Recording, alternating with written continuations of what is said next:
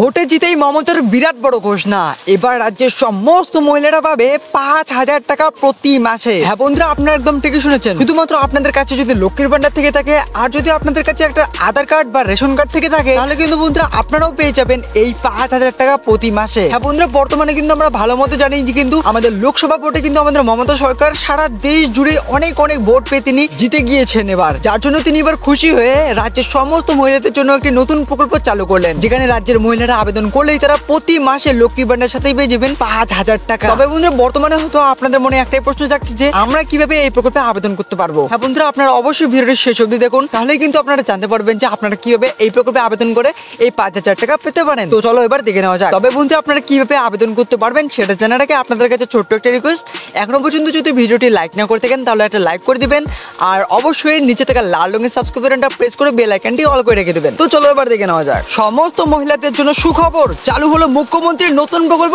নিজস্ব নিয়ে। আবেদন করলেই পাবেন 5,000 টাকা। কিভাবে আবেদন করবেন, কি কি ডকুমেন্ট লাগবে, এই 5,000 টাকা সুবিধা পেতে হলে কি কি প্রাথমিক যোগ্যতা থাকতে হবে, সব আমরা আজকের ভিডিওতে জানতে চলেছি।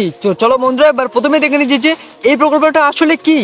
রাজ্যের সমস্ত মহিলাদের জন্য আজকে সব থেকে বড় সুখবর, সারা রাজ্য জুড়ে চালু হলো মমতার নতুন প্রকল্প নিজস্ব নেই।